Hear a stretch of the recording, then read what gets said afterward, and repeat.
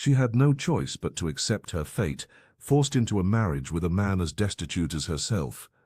Little did she know that beneath his worn clothes and humble demeanor lay one of the wealthiest men in the world. Before we begin, make sure to subscribe to the channel and comment where you're watching from. The sun beat down mercilessly on the cracked earth of Amity, Mississippi, where hope seemed to evaporate like morning dew. Among the scattered farmhouses and withered fields lived Mary Johnson, a young woman whose eyes held the weariness of someone twice her 22 years. The small wooden house she called home had once been filled with laughter when her mother was alive, but those days were long gone, replaced by silence and fear. Mary's father, Robert Johnson, had once been a kind man with calloused hands and a gentle smile, but grief had twisted him into something unrecognizable, a bitter shell who found solace only at the bottom of whiskey bottles. His transformation had been slow but complete, leaving Mary to wonder if any trace of the father she'd loved remained beneath his perpetual scowl. "Good, those chickens won't feed themselves." Robert's voice boomed across the yard, making Mary flinch as she hauled water from the well. She quickened her pace, knowing that hesitation would only fuel his anger. The morning sun hadn't even fully risen, yet her shoulders already ached from chores that began before dawn. Inside the house, Sarah Johnson moved about the kitchen, her thin lips pressed into a permanent line of disapproval. As Mary's stepmother for the past 5 years, Sarah had never shown an ounce of maternal affection. Instead, she wielded criticism like a weapon, each cutting remark designed to remind Mary of her place. "You missed a spot on the floor yesterday," Sarah remarked coldly, not bothering to look up from the biscuits she was kneading. "I expect better today." Mary nodded silently, knowing that words would only make things worse. Her hands, cracked and raw from lye soap and fieldwork, trembled slightly as she set down the water bucket. The small mirror hanging by the door reflected a face too thin, with dark circles beneath eyes that had once sparkled with dreams. In town, people whispered about the Johnson farm. They clucked their tongues in sympathy when Mary came to the general store, noting her faded dress and the occasional bruise. Mrs. Wilson from the church had once tried to intervene, bringing a casserole and concern to their doorstep. Robert had sent her away with words that ensured no one else would try. At night, Mary would collapse onto her thin mattress, stomach often empty and body exhausted. Through the thin walls, she could hear her half-brother Tom's quiet breathing from the next room. The 6-year-old boy was the only light in her dreary existence, though Sarah made sure their interactions were limited. As Mary drifted to sleep, she would sometimes imagine a different life, one where she wasn't trapped in an endless cycle of servitude and survival. But morning always came too soon, bringing with it the harsh reality of another day under Robert Johnson's roof. The relentless Mississippi sun beat down on Amity that humid afternoon, turning the air thick enough to chew. Mary Johnson paused her sweeping to wipe sweat from her brow, watching as a stranger trudged up the dirt road toward their property. He moved with purpose despite the heat, his lean frame casting a long shadow across the parched earth. John Smith introduced himself to Robert with a firm handshake and steady gaze that betrayed nothing of his circumstances. His clothes were patched in places, shoes worn at the heels, but there was something in his eyes, a quiet determination that made Mary look twice. The newcomer spoke of needing work, any work, and Robert Johnson, always eager for cheap labor, hired him on the spot with vague promises of payment when the season ends.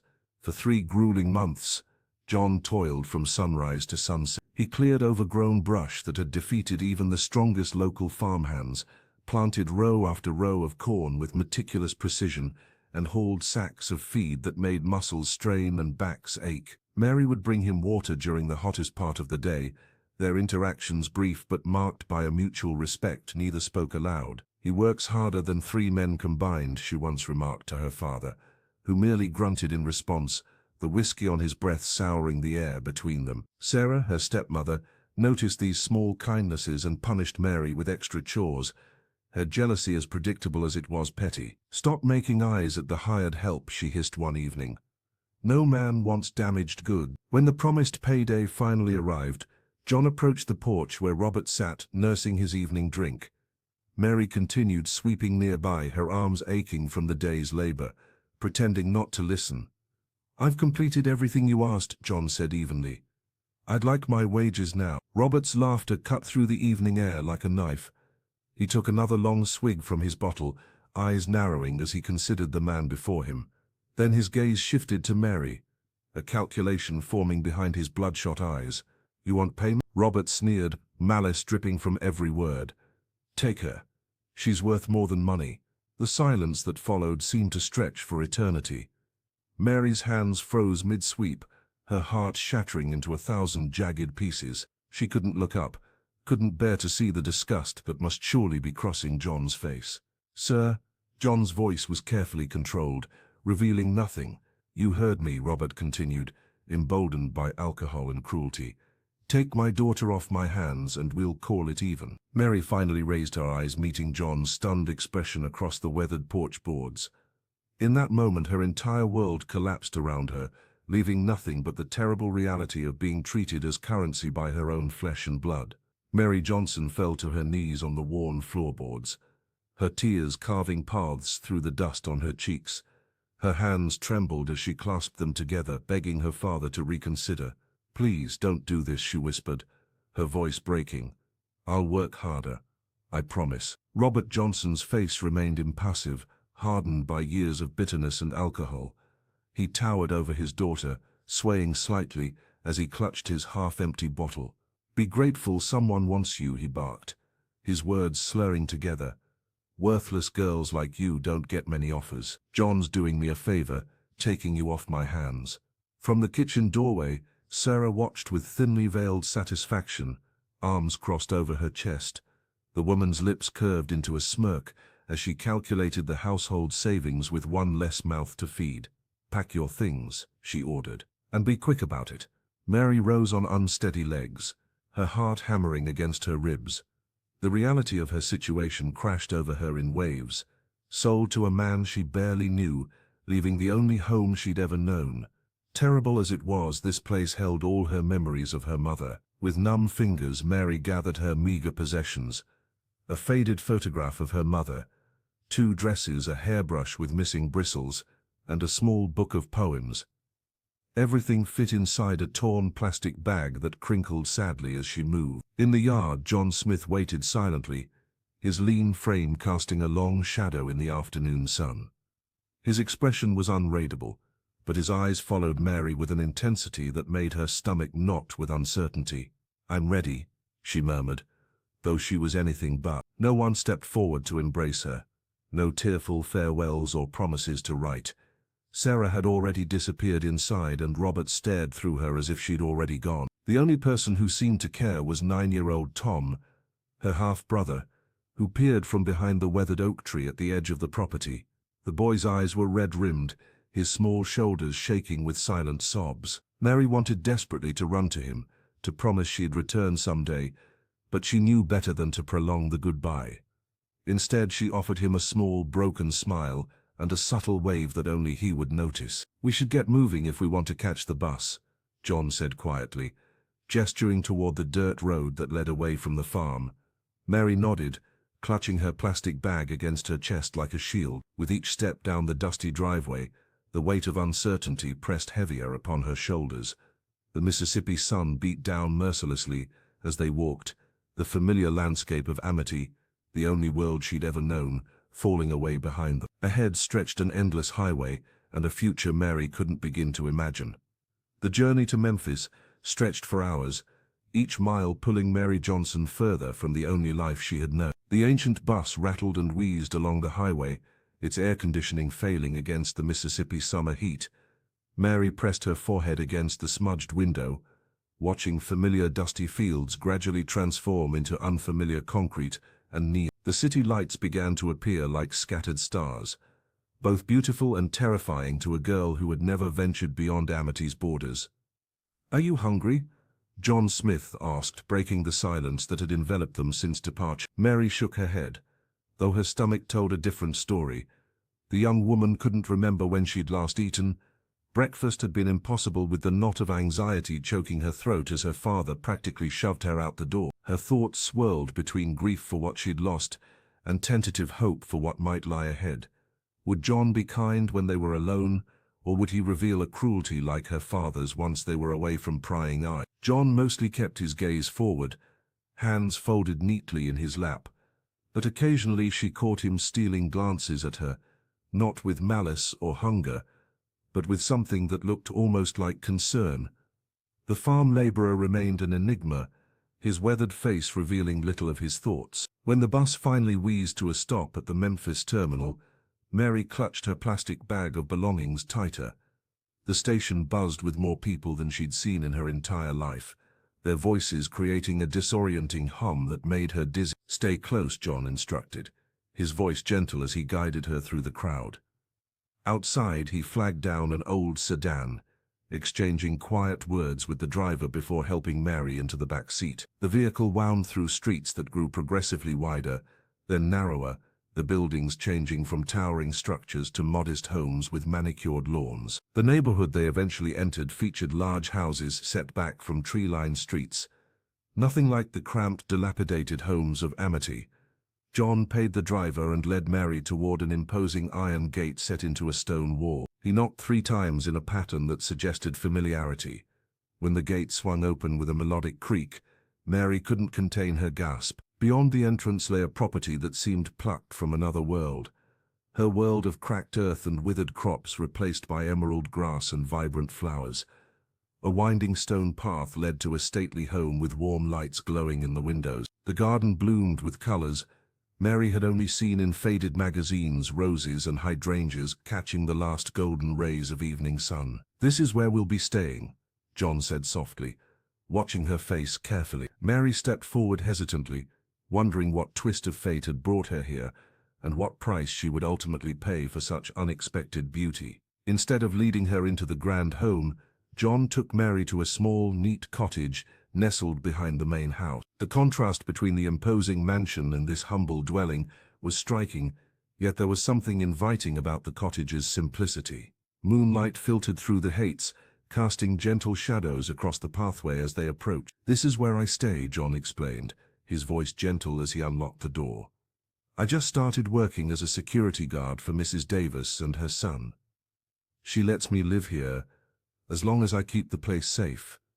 Mary stepped inside, her eyes widening as she took in her surroundings. After years in her father's dilapidated farmhouse, where every corner held memories of Robert's rage or Sarah's cutting remarks, this place felt like a sanctuary. The cottage was modest but meticulously maintained. A small living area with worn but clean furniture, a kitchenette with organized shelves, and a bedroom visible through a partially open door. "It's not much," John said, watching her reaction carefully, "but it's clean and quiet." Mary ran her fingers along the kitchen counter, noticing how everything had its place.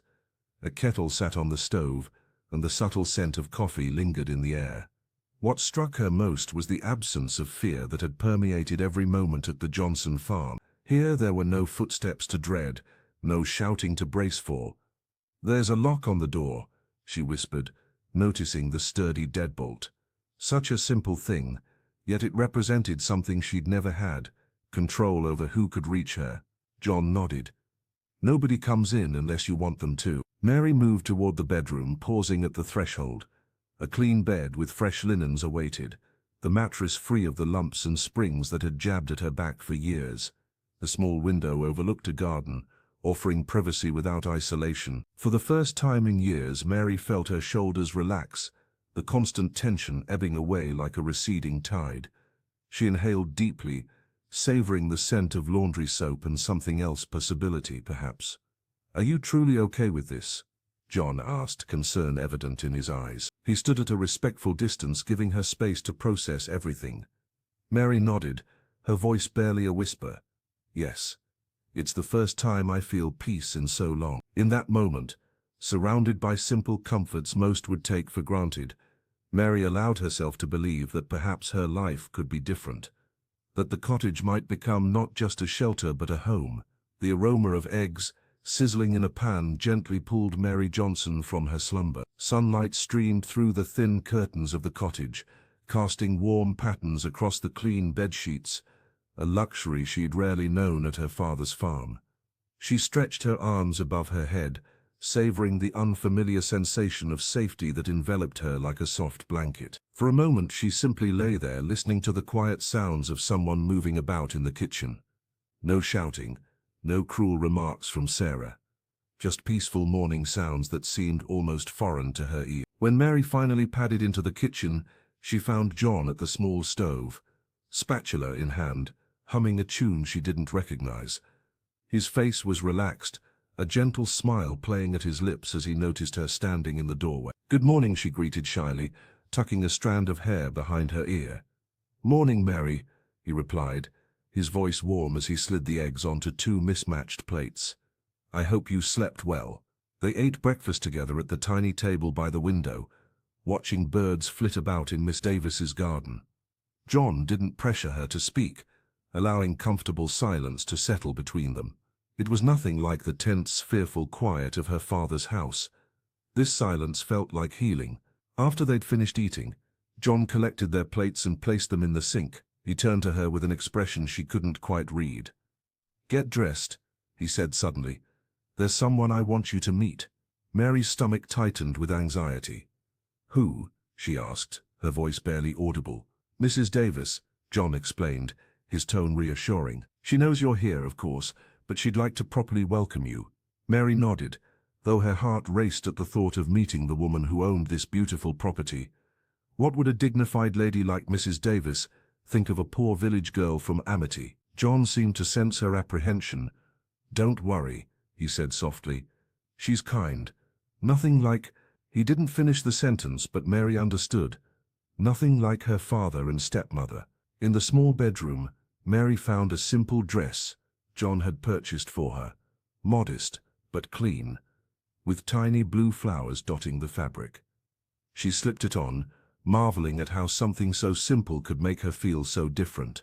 When she emerged, John's eyes widened slightly. "You look lovely," he said, then quickly looked away as if embarrassed by his forwardness. Together they walked the short path from the cottage to the main house, Mary's steps growing more hesitant as they approached. The mansion loomed before them, intimidating in its grandeur. "Ready?" John asked, his hand hovering near the small of her back, but not quite touching her. Mary took a deep breath and nodded. Whatever awaited her inside couldn't possibly be worse than what she'd left behind. The grand oak door swung open, revealing Mrs. Davis, a dignified woman in her late 50s. Her silver-streaked hair was pulled back in an elegant bun, but it was her eyes that caught Mary Johnson's attention. Warm and kind, unlike the cold stares she'd grown accustomed to back in Amity. "And who is this lovely young lady?" Mrs. Davis asked, her voice melodious and welcoming. She stood in the doorway of the impressive suburban home, dressed simply yet elegantly in a floral blouse and tailored pants. John Smith straightened his shoulders, a flicker of pride crossing his usually reserved face. "This is Mary, my wife," he replied, the words still sounding foreign yet somehow right on his tongue. Mary felt her cheeks flush. The title of wife was still new, a strange garment she was learning to wear. She extended her hand nervously, but Miss Davis bypassed it completely, pulling her into a gentle embrace instead. "Any family of John's is family of mine," the older woman said, her touch maternal in a way that made Mary's heart ache for what she'd never truly had. "Please, come inside." The interior of the main house took Mary's breath away. Sunlight streamed through tall windows, illuminating hardwood floors and tasteful furnishings that spoke of comfort rather than ostentation. It was nothing like the cramped, dark farmhouse where she'd spent her years of servitude. Miss Davis guided them to a sunroom overlooking a garden bursting with late summer blooms. "John tells me you've had quite a journey," she said, pouring tea into delicate cups. "I want you to know that you're safe here." Mary's hands trembled slightly as she accepted the beverage. No one had ever served her before. She had always been the one serving others.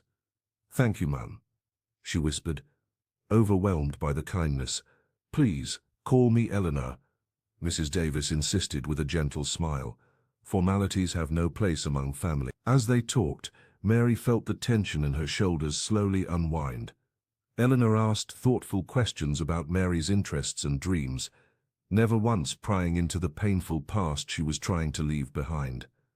"You have a good spirit, Mary," Eleanor observed, reaching across to pat her hand. This house is a place of peace. Make yourself at home.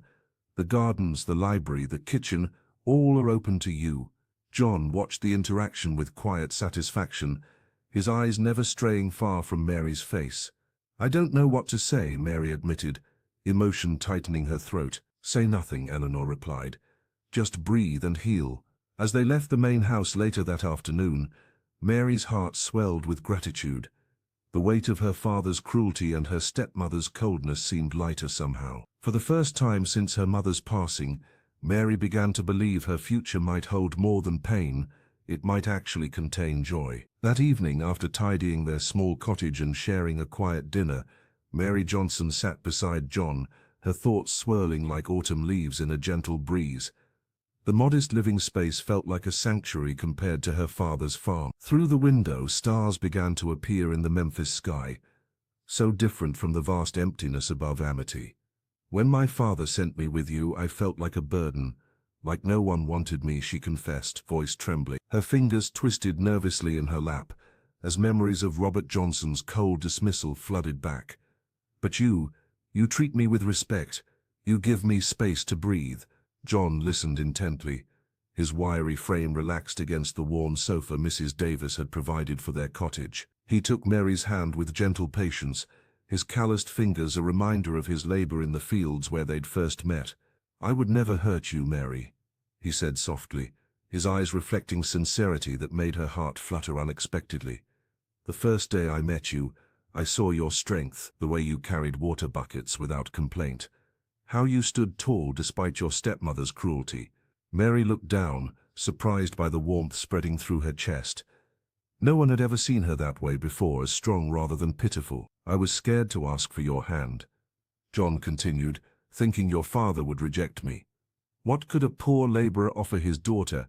He paused, his thumb tracing circles on her palm. "But when he offered you, though it shocked me, I was grateful for a chance to prove myself worthy of someone like you."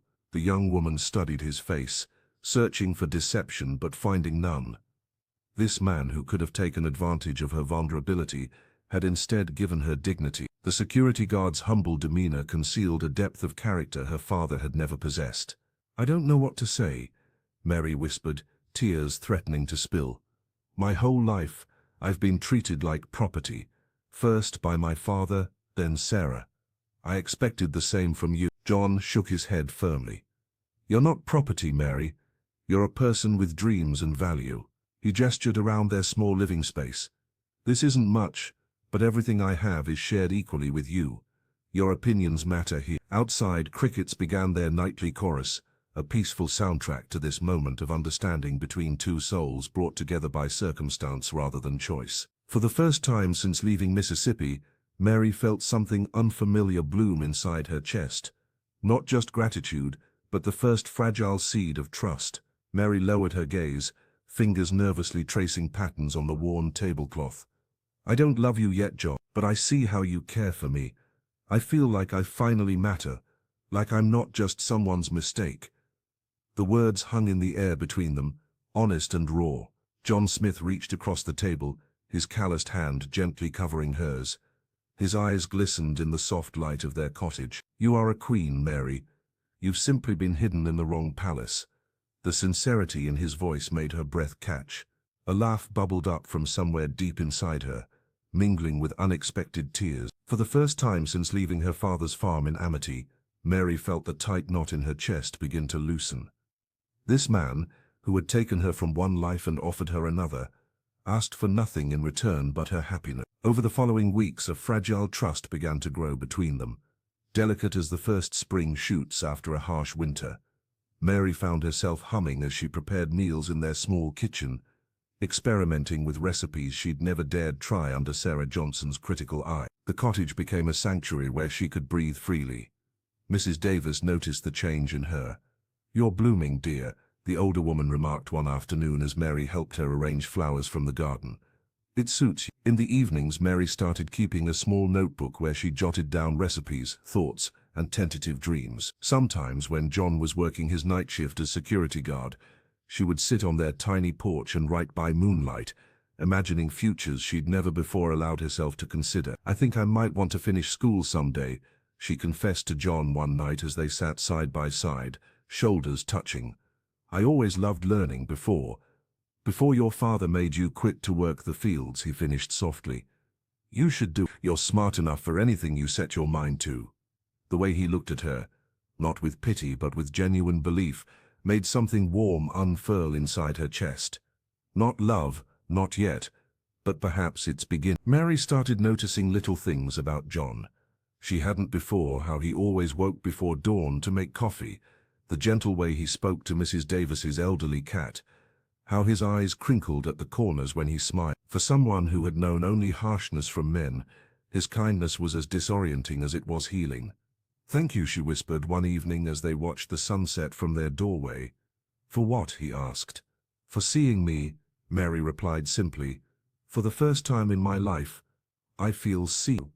One golden afternoon, when the sunlight streamed through the kitchen windows, casting warm patches across the tiled floor, Mrs. Davis called Mary Johnson into the kitchen. Mary wiped her hands nervously on her apron, wondering if she had done something wrong. The older woman's expression, however, was kind and thoughtful as she gestured for Mary to sit at the small breakfast table. "John tells me you're a wonderful cook."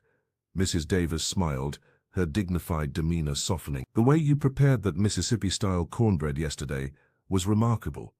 I haven't tasted something that authentic since my grandmother's cooking."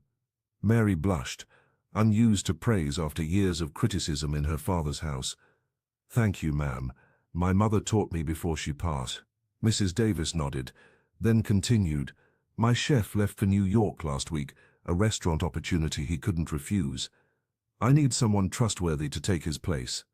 Would you like to be my new cook?" Mary's eyes widened, tears threatening to spill over. Her hands trembled slightly as she processed the offer. After being treated as worthless by Robert and Sarah for so long, having someone value her skills felt almost unreal. "Thank you, Mum. You don't know what this means to me," she whispered, her voice catchy. Then, gathering courage from somewhere deep within, Mary admitted something she'd barely allowed herself to dream about. "If I'm being honest, I've always wanted to finish school, to study and earn a degree someday." The confession hung in the air between them. In amity, such dreams had seemed foolish, impossible even. Her stepmother had mocked her for reading books, calling it a waste of time for a farm girl. To Mary's surprise, Mrs. Davis reached across the table and took her hands. The matriarch's eyes shone with unexpected emotion. "That's a dream worth chasing," she said firmly. "Education opens doors that nothing else can. I'll support you however I can, perhaps evening classes to start. The community college isn't far." Mrs. Davis hugged her tightly, the embrace maternal and warm. Mary couldn't remember the last time she'd been held like this, not since her own mother had passed away. "My son Michael attended college, and John—" Mrs. Davis paused briefly, something flickering across her face before she continued. "John values learning too. This household believes in education." As Mary left the kitchen, her steps felt lighter than they had in years. From being sold like property to finding employment and educational opportunities, the transformation seemed miraculous. She clutched her small notebook where she'd been secretly writing down recipes and dreams, suddenly feeling that the pages might actually hold a future worth living. Mary rushed through the cottage door, her heart pounding with excitement. She could barely contain herself as she found John Smith sitting at their small wooden table, carefully reviewing some papers. "John, you won't believe what happened," she exclaimed, her eyes shining with joy. "Mrs. Davis offered me a job as her cook, and when I told her about wanting to finish school, she was so supportive." John's face lit up with genuine pride as he stood and wrapped his arms around her. The security guard's embrace felt like a sanctuary, warm and secure, something Mary had never experienced in her father's house back in Amity. "From the village to the city, from sorrow to joy, you're unstoppable, Mary," he whispered against her hair. "I always knew you had greatness in you, even when your father couldn't see it." That evening they celebrated with a simple dinner Mary prepared. The cottage felt different somehow, filled with possibilities that hadn't existed before. As darkness fell over Memphis, they sat together on their small porch, watching fireflies dance in the garden of the main house. "I never imagined life could change so quickly," Mary admitted, her voice soft in the evening air. "Just weeks ago, I was sweeping floors while Sarah watched me like a hawk. Now I'm planning for school and starting a real job." Later that night, as they lay side by side in the darkness of their bedroom, Mary felt a new sense of purpose blossoming within her. The future suddenly held promise: education, independence, respect. Yet amid her newfound hope, questions lingered in her mind, growing more persistent with each passing day. She turned to face John, gathering her courage. "Can I ask you something?" she whispered. "Anything," he replied, his voice gentle in the darkness. "Why haven't you—" Mary paused, struggling to find the right words. "We've been married for weeks now, but you've never tried to claim me as your wife." In the physical sense, the silence stretched between them, heavy with unspoken thoughts. Finally, John reached for her hand, his touch reassuring. "I didn't bring you here to use you, Mary," he said quietly, his voice firm yet tender. "What your father did, trading you like property, it wasn't right. I want our marriage to be different." He shifted closer, his eyes finding hers in the dim light. "I want you to choose me, not feel obligated. A real marriage should be built on love and trust, not duty or fear." Mary felt tears gathering in her eyes, overwhelmed by his consideration. No man in her life had ever put her needs before his own desires. "When you're ready, if you're ever ready, I'll be here," John promised. "But until then, this is enough for me." "I didn't bring you here to use you, Mary," John said quietly, his voice barely above a whisper in the dimly lit cottage. The evening shadows danced across his face as he sat at the edge of their bed. "You've suffered enough under your father's roof. I want our marriage to be built on love, not obligation." Mary Johnson stared at him, truly seeing this man who had taken her from a life of misery. The cottage felt warm and safe around them, so different from the cold farmhouse where she'd grown up with Robert's shouting and Sarah's cruel remarks. Her fingers traced the edge of the clean bedsheet, still marveling at this simple luxury. "When you asked why I haven't claimed you," he continued, choosing his words carefully, "it's because I respect you too much. I want you to choose me, not feel forced into my arms." Tears welled in Mary's eyes, spilling down her cheek. For 22 years, she'd known only the harsh reality of being treated as property, first by her father, then traded away like cattle. Yet here was a man who saw her humanity, her worth beyond what her body could provide. "You're not like my father, John," she whispered, her voice breaking with emotion. "He saw me as a burden, something to be rid of. But you—" She reached for his hand, feeling its warmth and gentle strength. "You make me feel safe, like I'm finally home." John squeezed her fingers gently, his eyes reflecting a tenderness that made her heart swell. "Home isn't just a place," he said. "It's where you're valued, where you can breathe freely." That night they talked until the moon rose high above Mrs. Davis's property. Mary shared stories of her childhood, the rare happy moments with her little half-brother Tom, the dreams she'd kept hidden from her stepmother's scorn. John listened attentively, offering comfort without pity, strength without dominance. Their bond deepened with each passing hour, respect and trust taking root where fear once lived. When exhaustion finally claimed them, they lay side by side, a respectful distance between their bodies but their hearts drawing closer. Mary drifted to sleep that night, wrapped in comfort she'd never known before. The cottage walls stood firm against the outside world, the lock on the door a symbol of her newfound security. For the first time since her mother's death, she felt protected rather than threatened by the man beside her. As her breathing slowed into the rhythm of sleep, Mary believed she had finally found a true partner, someone who valued her spirit more than her servitude. Mary had been working as Miss Davis's cook for nearly a week, finding joy in creating meals that brought smiles to her employer's face. The kitchen had become her sanctuary, a place where she could express herself through flavors and aromas. Each morning she would rise early, kiss John goodbye as he left for his security rounds, and make her way to the main house, her notebook of recipes tucked safely in her pocket. The peaceful routine she had established was shattered on a Tuesday morning when the front door burst open. Michael Davis strode into the kitchen with the confidence of someone who had never known hardship. His designer clothes and perfectly styled hair stood in stark contrast to John's humble appearance. Mary felt his eyes on her immediately, like a physical touch that made her skin crawl. "So you're the village girl Mum's been raving about," Michael said, leaning against the counter where Mary was kneading dough. "You're even prettier than my mother said." His smile was practiced, his words dripping with flirtation that felt calculated rather than genuine. Mary kept her hands moving steadily through the dough. "Thank you, Mr. Davis. Your mother has been very kind to me," she replied, her voice professional but distant. "Please call me Michael," he insisted, moving closer. "Anyone who makes pancakes this good deserves to be on a first-name basis." The young man reached over to grab a piece of fruit from the bowl beside her, his arm brushing against hers in a way that seemed deliberate. Mary stepped back instinctively, creating distance between them.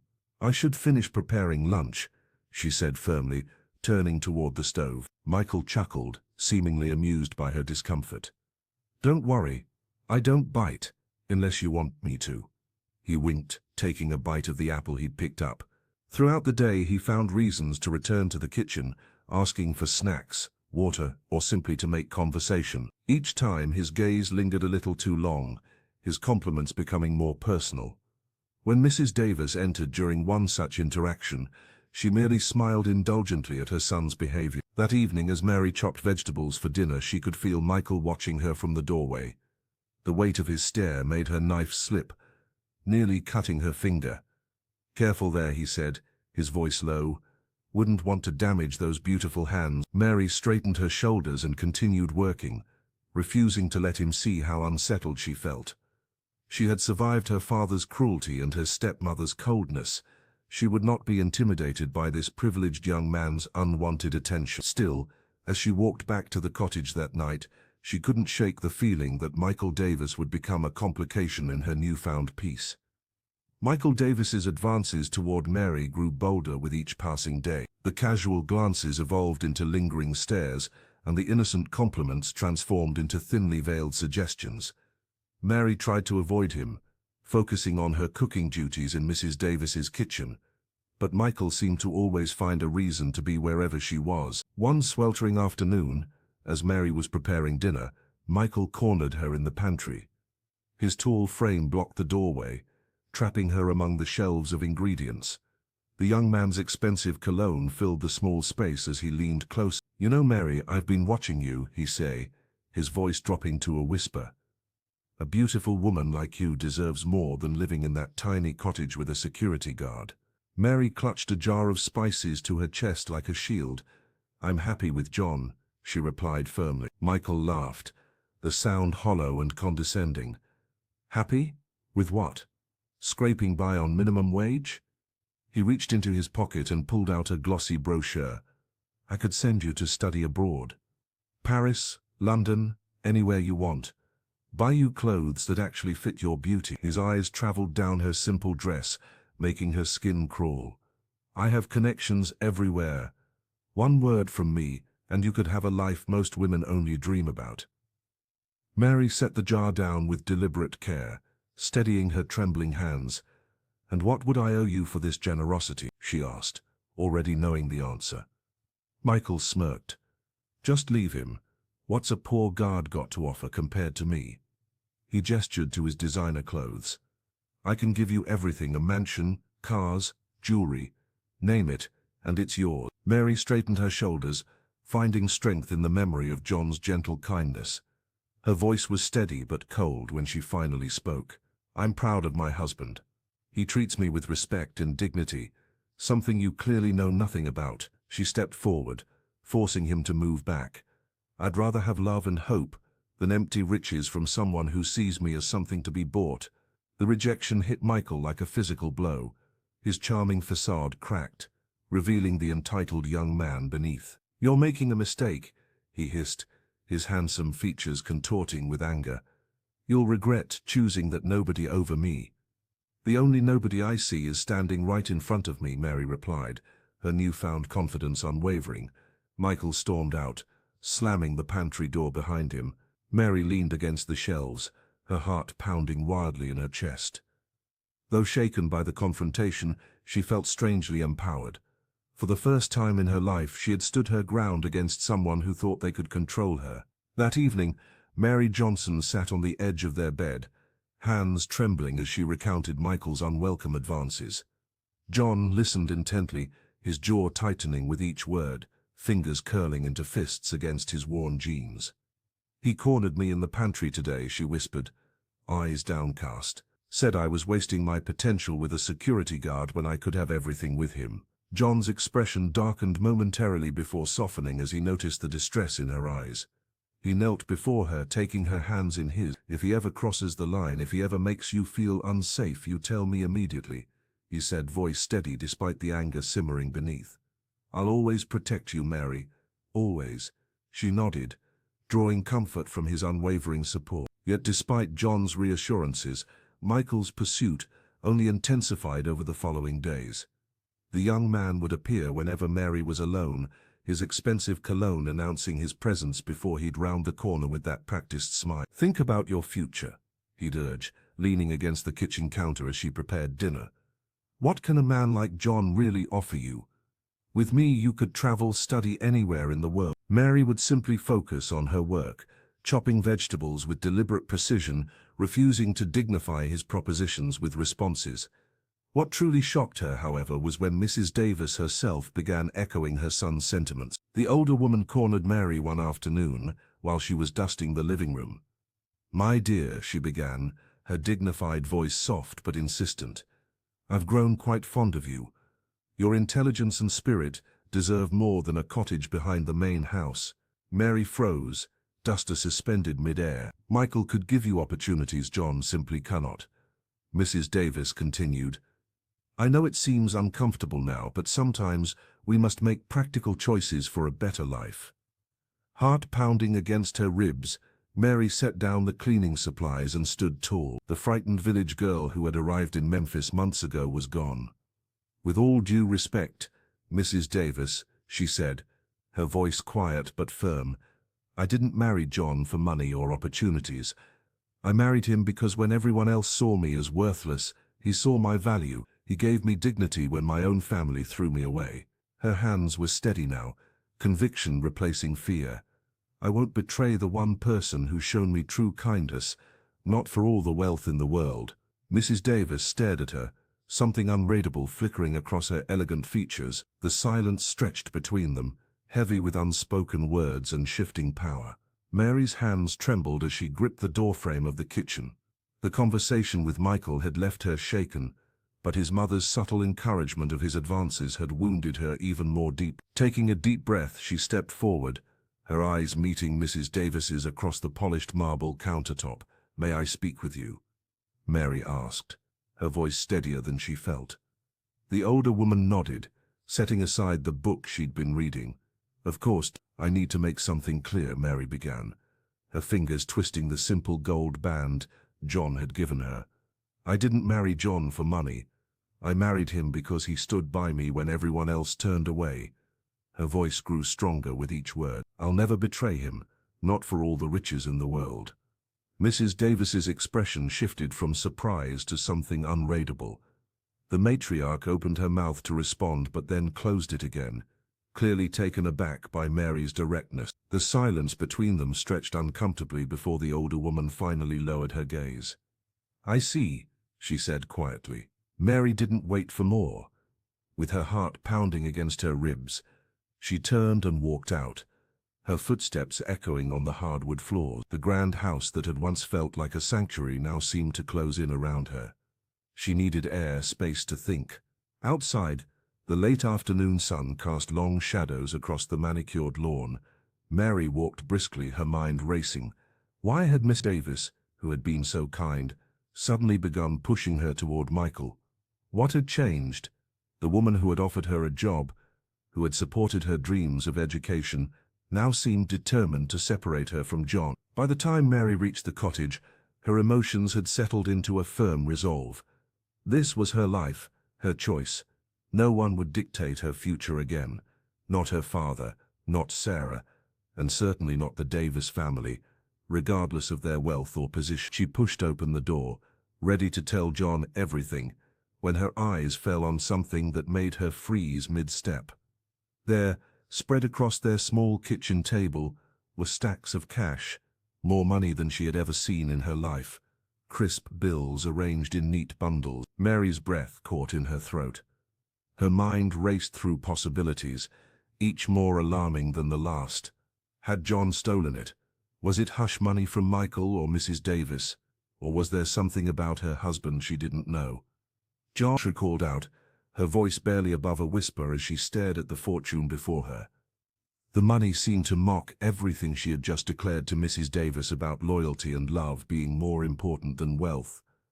Where did this come from? Mary demanded, her voice trembling as she stared at the bundles of cash stacked neatly on their small cottage table. Her fingers hovered over the money, afraid to touch it, as if it might vanish or burn her skin. John Smith sat quietly across from her, his wiry frame relaxed against the wooden chair. His eyes remained soft, patient, watching her reaction with a mixture of nervousness and hope. "I've been saving for years, little by little," he explained, his voice barely above a whisper, "working odd jobs before I came to Amity, then putting aside whatever I could from my security guard wages." He reached out, gently taking her hand. "I wanted to start a small business someday, but today, after seeing your loyalty when Michael tried to tempt you away, I want you to use it for your education instead." Mary's eyes welled with tears as she squeezed his fingers. The man before her had shown her kindness when her own father had treated her like property. While Robert Johnson had sold her without a second thought, John was offering her the future she'd only dreamed about during those long, painful nights in Mississippi. "No, John," she said, tears flowing freely down her cheeks. "This is your dream too. I won't take it from you." She wiped her face with her sleeve, determination replacing her shock. "Let's rent a place away from here, somewhere Michael can't bother us. We'll start a business together, something small at first, but ours." John's expression shifted to surprise. "But your studies will happen," Mary interrupted, her voice stronger now. "When we succeed, I'll go to school. We'll build our future side by side, not one at the expense of the other." She stood up and moved around the table, sitting beside him, and taking both his hands in hers. The cottage suddenly felt different. Not just a shelter from her past, but the beginning of something new. "You gave me dignity when no one else would," Mary continued. "Now I want to give you partnership. Real partnership." John's eyes glistened as he pulled her into an embrace. The scent of his work shirt, laundry soap, and faint aftershave had become a comfort to her, a symbol of stability she'd never known in her father's house. "Are you sure?" he asked against her hair. "This money could change your life right now." Mary pulled back just enough to look into his eyes. "You already changed my life, John.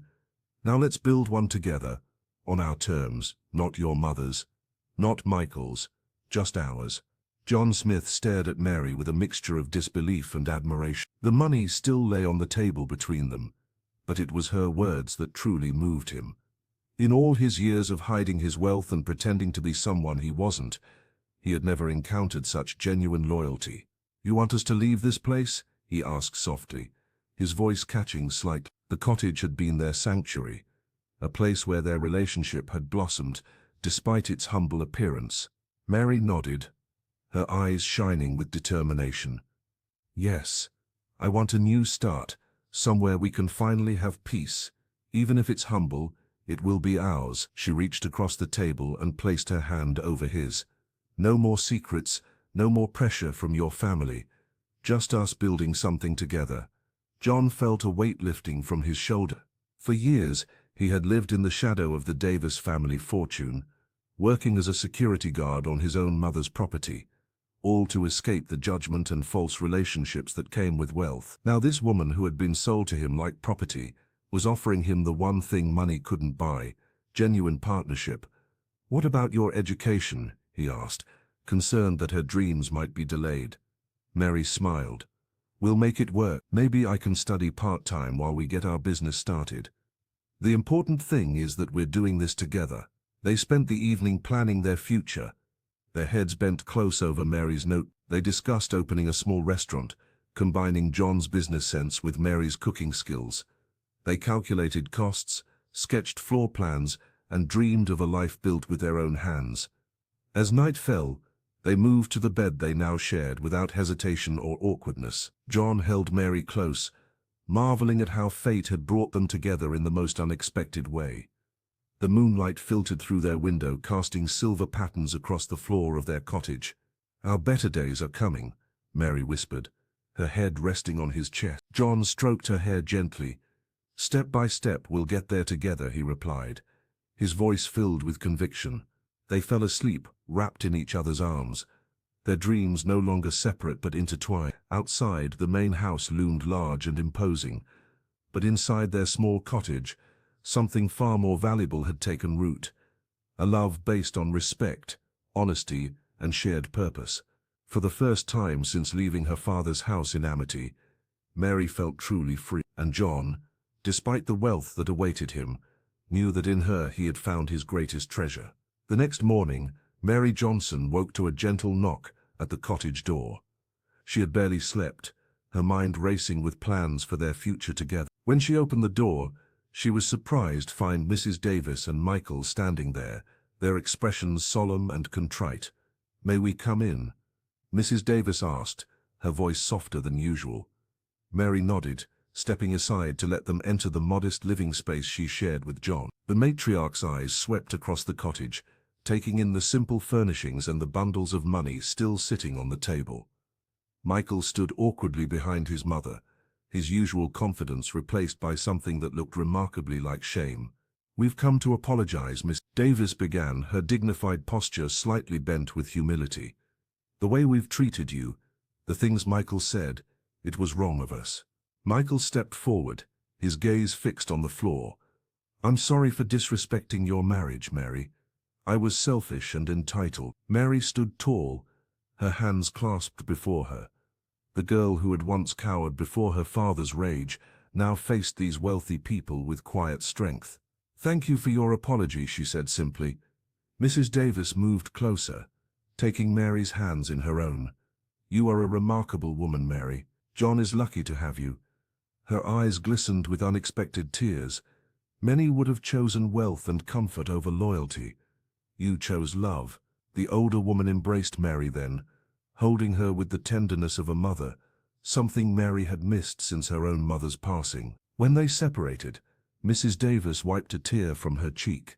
"You are our family now, Mary, my son's wife," she said, her words carrying a strange weight that Mary couldn't quite understand.